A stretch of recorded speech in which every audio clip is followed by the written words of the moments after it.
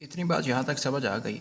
अब जो welfare department है, ये इसी तरह डिफरेंट जो है ना वो इदारों से ये पैसे कमाता है, वेलफेयर पे दे के वापस बाद में जो कहता है। अब मान लो कि यहाँ पे 25 लाख इन्होंने वापस करना था, आफ्टर कितने साल बाद, 5 साल बाद, 25 साल, 5 लाख ऊपर जो है ना इनके प्रॉफिट हो गया, इंटरेस्ट हो गया, समझ लें।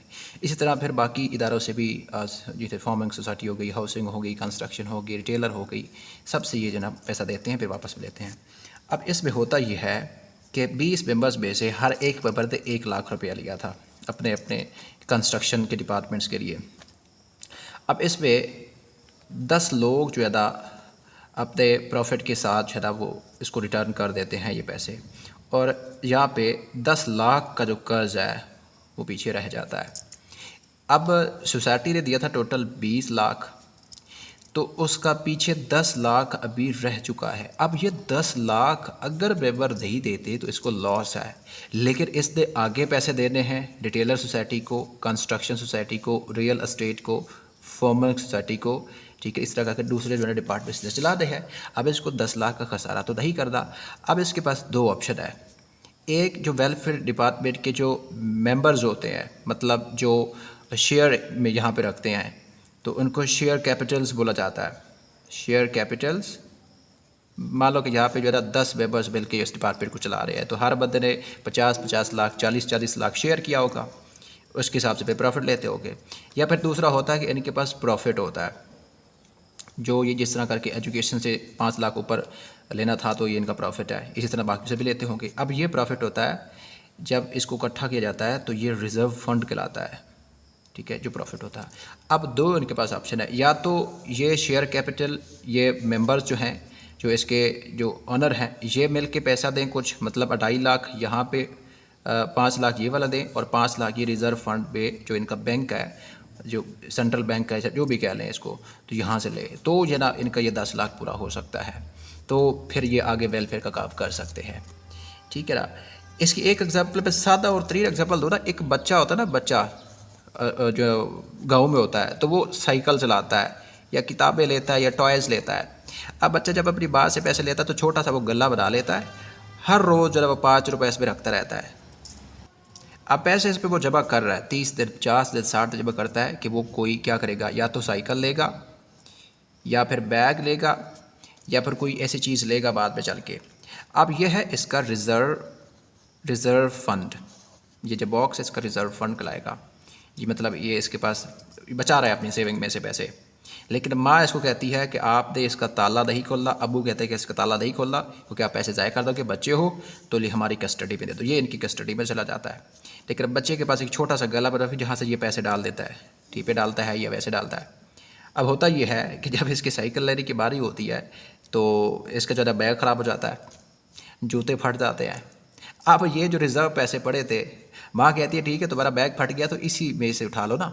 माँ ने परमिशन दी है, परमिशन के बगैर बच्चा हाथ भी नहीं लगाएगा। अब रिज़र्व फंड से वो पैसे लेगा, रिज़र्व बैग जो उसने रखा हुआ है, तो फिर अपना जो साइकिल तो गया था वो तो नहीं ले सकता, लेकिन बैग बनवाएगा पहले। तो ये चीज़ होती है, ये चीज़ आप लोग को समझ आ गई। यही है हमारा जो है ना रूल। 12वां जो रूल है वो यही कहता है कि अगर सोसाइटी को फंड देते हुए या कर्जा देते हुए या किसी को शेयर देते हुए या किसी भी प्रॉपर्टी में किसी जो भी किसी को पैसा दिया है और उनको नुकसान हो गया है, ठीक है ना, बिजनेस में हो सकता है लोन्स दिया हो वापस ना मिला हो, ठीक है ना, हो सकता है कहीं पे इन्वेस्टमेंट की हो उतना पैसा ना मिला हो, खर्चा ज़्यादा हो गया हो, उन्होंने जो है ना वो फिजिबिलिटी रिपोर्ट सही नहीं बनाई हो, मतलब जो उन्होंने लगाया था कि इतना तखमीना होगा 80 लाख, लेकिन उनका खर्चा हुआ 100 लाख, ये हो सकता है। तो ये नुकसान जो है ना ये कहाँ से पूरा करना है, तो ये आर्टिकल कहता है कि ये नुकसान जो कोऑपरेटिव सोसाइटी है ये या तो अपने रिज़र्व फंड से पूरा करे जो उन्होंने बनाया होगा, हो सकता है रिज़र्व बैंक बनाया हो, या फिर यह है कि जो यहाँ पे जो सोसाइटी को चला रहे हैं जो मेंबर्स इसका हिस्सा है उनके शेयर कैपिटल से जो उन्होंने इन्वेस्टमेंट की हुई है उस प्रोजेक्ट के लिए, सोसाइटी के लिए, यहाँ से पूरा करे। लेकिन इसके लिए परमिशन लेना ज़रूरी है।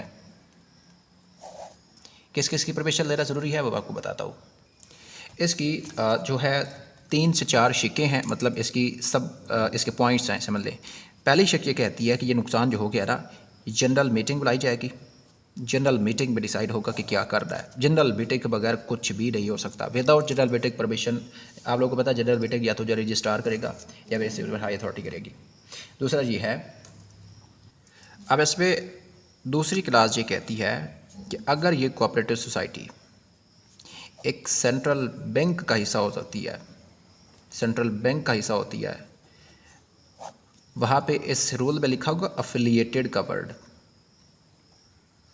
इसका मतलब है सेंट्रल बैंक का हिस्सा है, मुंसलिक है। और दूसरा लिखा होगा इनडेटेड।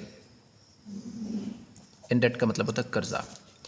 अगर सोसाइटी किसी सेंट्रल बैंक का हिस्सा है तो यहाँ पे सेंट्रल बैंक से भी वो तहरीरी लिखवाएगी, मतलब यहाँ पे सेंट्रल बैंक के भी साइन होंगे। सेंट्रल बैंक भी साइन करेगा क्योंकि सोसाइटी का हिस्सा है ये सेंट्रल बैंक, जहाँ से सोसाइटी पैसे लेती है, मेंबर्स पैसे रखते हैं। तो यहाँ पे रजिस्ट्रार भी साइन करेगा। दो साइन लगेंगे, एक तो रजिस्ट्रार साइन करेगा और एक काउंटर साइन कह ले कि वो करेगा सेंट्रल बैंक भी करेगा। ठीक है। अगर सोसाइटी इसी की नेक्स्ट एक्सटेंशन कह लें, अब इसमें ये कहता है कि अगर सोसाइटी इसका हिस्सा तो है लेकिन उसने कर्जा नहीं लिया हुआ, यहाँ से बकरूज नहीं है इसकी, तो फिर सिर्फ और सिर्फ रजिस्ट्रार ही साइन करेगा, ताकि जो है ना वो नुकसान पूरा करना है रिजर्व बैंक से, शेयर कैपिटल से, तो सिर्फ और सिर्फ रजिस्ट्रार जो है ना वो साइन कर सकता है। अब इसमें तीसरी क्लास ये कहती है कि अगर यही वाली कोऑपरेटिव सोसाइटी खुद ही एक सेंट्रल बैंक हो, खुद ही एक सेंट्रल बैंक का काम करे, तो फिर रजिस्ट्रार तो इसको इजाज़त दे ही नहीं सकता, क्योंकि ये खुद ही सेंट्रल बैंक है। तो फिर इसके ऊपर कोई चेक एंड बैलेंस तो होगा ना, जो इसको देख रही होगी, या कोई अथॉरिटी होगी जो इसके ऊपर चेक एंड बैलेंस रखी होगी। तो फिर कौन करेगा? तो फिर करेगी प्रोविंशियल गवर्नमेंट, फिर सूबाई हुकूमत करेगी इसकी जांच पड़ताल, मतलब कि सूबाई हुकूमत से फिर इजाज़त लेनी पड़ेगी। ठीक है। लेकिन ये इजाज़त भी रजिस्ट्रार के मशवरे से होगी कि लेनी है या नहीं लेनी है। इतनी बातें समझ आ गई कि पहला जनरल मीटिंग बुलाई जाएगी, जनरल मीटिंग में रजिस्ट्रार डिसाइड करेगा, विदाउट जनरल मीटिंग में कोई डिसीजन नहीं होगा कि नुकसान कहाँ से पूरा करना है। दूसरा इसमें यह है कि सेंट्रल बैंक का हिस्सा है अगर कोऑपरेटिव सोसाइटी, तो सेंट्रल बैंक भी जो है ना वो साइन करेगा और रजिस्ट्रार भी साइन करेगा। अगर कर्जा लिया हुआ है तो भी वो ऐसे ही करेगा। ठीक है ना। तीसरा ये आता है कि इसी का एक्सटेंशन है कि अगर सोसाइटी सेंट्रल बैंक का हिस्सा है लेकिन उसमें उसका मकरूज नहीं, उसने पैसे उसके नहीं देने हैं, तो भाई हो सकता है ये सेंट्रल बैंक से ही पैसे लेना चाहती हो, इसके अंदर इसका शेयर कैपिटल पड़ाओ, लेकिन वो शेयर कैपिटल इतना ना हो, लेकिन उसने शेयर कैपिटल में से इससे ज़्यादा पैसे ले लिया हो।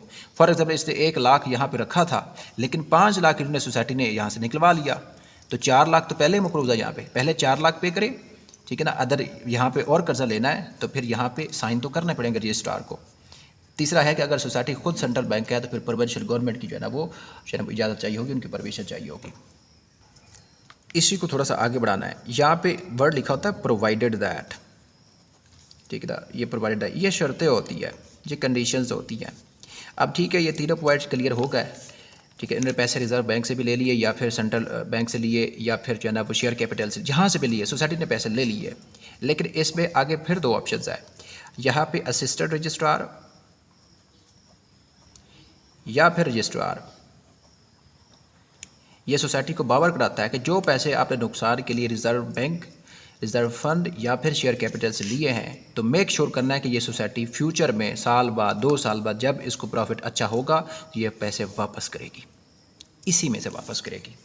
सो माय डियर स्टूडेंट्स, अब आप लोगों को क्लैरिटी हो गई होगी कि राइटिंग ऑफ लॉसेस का क्या मतलब है, कि अगर सोसाइटी को नुकसान हो गया है तो वो सोसाइटी पैसे वो नुकसान कहाँ से पूरा करेगी, या तो वो उसके अपने प्रॉफिट से पूरा करेगी, मतलब जो उसका रिजर्व फंड बचा होगा जो साल से वो कमा रही है, या फिर शेयर कैपिटल जो उसके ऑनर्स होंगे, 2 होंगे, 3 होंगे, 4 होंगे, उनने पैसे लगाए होंगे, या फिर उनके पैसों से इकट्ठा कर रहा है। तो ये चीज़ें हैं। फिर उनका कोई बैंक हो सकता है अगर वो उनके साथ अफिलिएटेड है, मतलब उसकी ब्रांचेज़ हैं, तो इस तरह करके काम। जैसे होता है ना कि पंजाब बैंक है, तो पंजाब बैंक तो ठीक ना नाम है, लेकिन इसकी एक बैंक जो है जंग में होगी, एक फैसलाबाद में होगी, एक लाहौर में होगी, एक कराची में होगी, ठीक है, एक सैद में होगी, तो बहुत सारी ब्रांचेज ज़्यादा, तो ये अफिलिएशन है।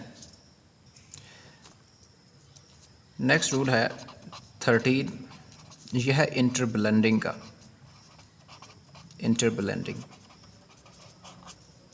इंटर का मतलब होता है 2 से ज़्यादा। ठीक है। मतलब कई सारी सोसाइटियाँ, उनमें कोई कारोबार चल रहा है। अच्छा, अब ये सोसाइटी ए है, ये सोसाइटी बी है, ठीक है ना। ये अपने जो है ना वो जो पैसे है वो डिपॉजिट करती है ए को, ए करता है बी को, ठीक है। तो यहाँ पे ये बात हो रही है। मतलब क्या हुआ कि एक सोसाइटी दूसरी सोसाइटी को जो कर्ज़ा है वो बतौर डिपॉजिट दे सकती है। यहाँ पे डिपॉजिट की बात हो रही है। मेन टू से कि यहाँ पे ये लिखा गया है कि जो डिपॉजिट होता है ना, अगर एक सोसाइटी दूसरी सोसाइटी को कोई रकम डिपॉजिट कर देती है कि ठीक है रख लो, मैं 2 साल बाद आपसे ले लूँगी, तो वो भी लोन ही करार दिया जा सकता है। और ये किस सेक्शन के तहत करार दिया जा सकता है? तो ये सेक्शन 34 है। सेक्शन की बात कर रहा हूँ, रूल की बात नहीं कर रहा हूँ। और आप लोगों को पता है कि सेक्शन रूल जो है ना वो IT 25 के सेक्शंस पे से बने हैं, ठीक है ना। तो जो डिपॉजिट रकम होगी वो भी लोन कहलाएगी, लेकिन इसका जो सेक्शन है वो कौन सा लागू करता है? 34 लागू करता है। मेन टू से हो गया कि यहाँ पे एक वर्ड आप लिख सकते हैं याद करने के लिए कि इंटर सोसाइटी डिपॉजिट जो होता है ना वो ट्रीटेड होता है as a loan, treated as a loan. बस इस पे एक ही बात लिखी हुई है। और अदालत इस पे कानून शहादत के तहत या फिर जो कंपनीज एक्ट 2017 है, या बस डिफरेंट इस पे एक्ट लगते हैं, तो उसके तहत जो है ना इसके लोन्स के सारे जो है ना रूल्स अप्लाई कर सकती है जो 1927 पे है। मतलब एक सोसाइटी ने आज रकम दिया, 2 साल बाद कहती है नहीं मैं तो लोन दिया था। लोन दिया तो इसका मतलब है जो 2 साल आपने पैसे रखे हैं ना जिस भी सोसाइटी ने, वो इंटरेस्ट के साथ वापस करेगी। मतलब अगर एक सोसाइटी ने कहा है कि ठीक है ये 10 लाख रुपए 2 साल के लिए रख लो, अब वो सोसाइटी 10 लाख 2 साल के बाद मांगती है और ये 10 लाख देती है, लेकिन ये कहेगी कि भाई 10 लाख मैंने दिया था, 2 साल आपने इसको यूज़ किया है, तो 10 लाख के ऊपर जो 2 साल का इंटरेस्ट बनता है ना ज़कात जिस तरह होती है इस्लामिक प्रोविजंस के तहत, मुझे वो भी वापस करो। अभी कहती नहीं आगे तो मुझे पैसे डिपॉजिट किए थे, तो ये क्लेम कर सकती है कि मैंने लोन दिया था और इस पर लोन के ही जो है ना वो चार्जेस लगेंगे। रोल नंबर 14 है, इस पे अकाउंट्स, इसके अलावा रिटर्न्स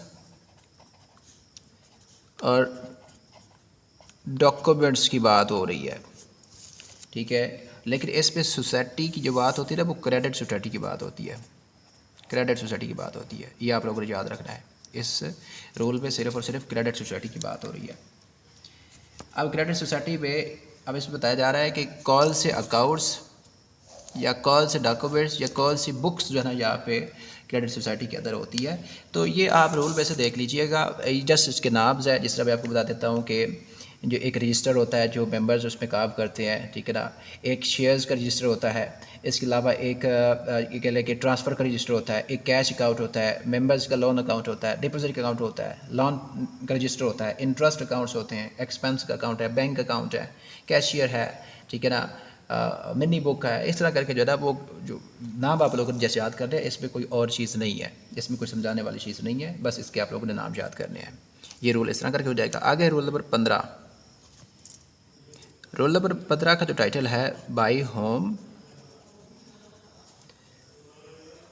कॉपीज़ ऑफ डॉक्यूमेंट्स में बी सर्टिफाइड। ये जो ला की जो वर्ड है ना ये समझना भी बहुत मुश्किल होती है ना एक कॉमन स्टूडेंट के लिए। अब इसका सिंपल मतलब यह है कि दस्तावेज़ात की तस्दीक कौन कर सकता है, ठीक है ना। सर्टिफिकेशन का मतलब क्या होता है भाई तस्दीक करना, वेरीफाई करना। डॉक्यूमेंट्स का मतलब क्या होता है, कॉपीज ऑफ डॉक्यूमेंट्स का मतलब दस्तावेज़ात होती है। अब ये रूल कहता है कि जो कोई भी सोसाइटी है ना उसके अंदर कोई भी ऑफिसर है, एनी ऑफिसर का वर्ड है, वो रजिस्ट्रार हो सकता है, वो असिस्टेंट रजिस्ट्रार हो सकता है, वो डिप्टी रजिस्ट्रार हो सकता है। ऑफिसर की बात हो रही है, वर्कर्स की बात नहीं हो रही है। यहाँ पे जो छोटे वर्कर्स होते हैं उनकी बात नहीं हो रही है, ऑफिसर होना चाहिए। वो इसको जरा उसकी तस्दीक कर सकता है, उसके पास इख्तियार है, उसके पास ये पावर है कि वो इसको जरा वो कर सकता है, सर्टिफाई कर सकता है, ठीक है, इसकी तस्दीक कर सकता है। लेकिन उसमें ये किस सेक्शन के तहत ये पावर कराया गया है, सेक्शन 31 के तहत। इसके तहत ये इसको पावर या इख्तियार दिया गया है कि जो सोसाइटी की जो किताबें हैं, सोसाइटी की जो डॉक्यूमेंट्स हैं, जो उनकी कॉपीज़ हैं, उसमें अगर एंट्री कर दी है, उसमें किसी चीज़ का इंदराज करना है, या जो डॉक्यूमेंट्स की जो नकल होती है जिसकी मतलब कॉपीज़ बोल रहा हूँ उसकी तस्दीक कर सकता है। और इसके लिए सेक्शन 31 अप्लाई होता है। इसकी मिसाल सेम इस तरह करके है, जो एक जो होता है ना, जैसे मैं प्राइमरी सेकेंडरी हाई स्कूल होते हैं, कोई एक स्कूल है, जब बच्चों का बनता है ना रिज़ल्ट, तो वो रिज़ल्ट कार्ड बनाता है मुतलका टीचर ना। अब ये रिज़ल्ट कार्ड जितने भी टीचर्स है, 5 है, 6 हैं, 10 क्लासेस है, वो सारे रिज़ल्ट कार्ड बना के एक प्रिंसिपल के पास ले जाएंगे। प्रिंसिपल उसको जो है ना वो साइन करेगा, तो वो तस्दीक हो जाएगी। तो मतलब क्या हुआ कि एक स्कूल के बच्चों का रिज़ल्ट कार्ड किसने तस्दीक किया? किसके पास पावर थी? प्रिंसिपल के पास पावर थी। प्रिंसिपल ऑफिसर था, ऑफिसर का था ना, जो उसके अंदर जो टीचर्स थे वो उसके वर्कर्स थे, ठीक है। तो इसी तरह सोसाइटी के अंदर भी जो कोई भी सोसाइटी के अंदर कोई तस्दीक कर रही है ना, कोई डॉक्यूमेंट वेरीफाई करना है तो मुतल्लिका ऑफिसर ही जो है ना उसकी कॉपी जारी कर सकता है। ये बस इसमें ये बात लिखी हुई है, लेकिन इसमें भी कानून शहादत ही लगता है। उसमें आर्टिकल जो है ना वो 85 है ना कानून शहादत का, 1984 के रूल्स की बात करूँ, इसमें जो लॉज हैं उसमें आर्टिकल 5 लगता है, आप पढ़ सकते हैं। इसमें जो है ना पब्लिक डॉक्यूमेंट्स लिखा होगा। आगे रूल नंबर 16 है, इसमें बात हो रही है इंस्पेक्शन ऑफ डॉक्यूमेंट्स। किसी ने डॉक्यूमेंट्स चेक करवाने हैं, चेक करने हैं, ठीक है, या इंस्पेक्शन करवानी है। मतलब इंस्पेक्शन का मतलब होता है मुआयना करवाना है। जिस तरह कोई पर्सन है, उसने अपना ज़मीन का रिकॉर्ड देखना है, कोई हाउसिंग सोसाइटी है, उसने हाउसिंग सोसाइटी का रिकॉर्ड देखना है, फार्मिंग सोसाइटी उसने एग्रीकल्चर का रिकॉर्ड देखना है, एजुकेशन है तो उसने एजुकेशन का रिकॉर्ड देखना है। तो वे कोऑपरेटिव सोसाइटी में जाएंगे तो इस रूल के तहत ये है कि वो ₹1 फ़ी देंगे, ठीक है। रजिस्ट्रार ऑफिस पे फिर जाके वो अपनी जो कॉपी ले सकते हैं, जो है ना वो दे सकते हैं। बस इसमें एक ही बात लिखी हुई है कि इसकी फ़ी कितनी है, आप लोगों को याद रखनी है। ₹1 फ़ी है कि इंस्पेक्शन के लिए कोई भी मेंबर जो इस सोसाइटी का होगा, अगर वो कोई रिकॉर्ड चेक करवाना चाहता है, इंस्पेक्शन करवाना का चाहता है, तो वो ₹1 फ़ी पे करेगा। और ये बात जो है ना यहाँ पे इस आर्टिकल में मौजूद है, इस सेक्शन में रूल में मौजूद है कि जो कानून शहादत है ना, कानून शहादत ऑर्डिनेंस है 1984 का, उसमें जो आर्टिकल 6 है, 7 है, 12 है और 14 है, ये मौजूद है। ये आप लोग याद रखते हैं। बस इसमें इतनी बातें हैं, ठीक है। तो ये इस तरह करके आप लोग कर सकते हैं। तो यहाँ तक आप लोग कर लीजिए। रोल नंबर 17 है रजिस्ट्रार में रिक्वायर, क्या क्या रिक्वायर कर सकता है? स्टेटमेंट्स और रिटर्न टू बी फर्निश्ड, ये वाला इसका टाइटल है। ये मतलब रजिस्ट्रार बयान या फिर रिपोर्ट जो है ना वो मांग सकता है। तो ये चीज़ें जो है ना इस पर लिखी हुई है। अब इसको भी आप लोगों को एक सादा एग्जांपल से आप लोगों को समझाता हूँ, फिर भी आप लोगों को पाकिस्तान की जो है ना वो जो लाज है उस पर आप लोगों को समझाता हूँ कि ये किस तरह से अप्लाई होती हैं।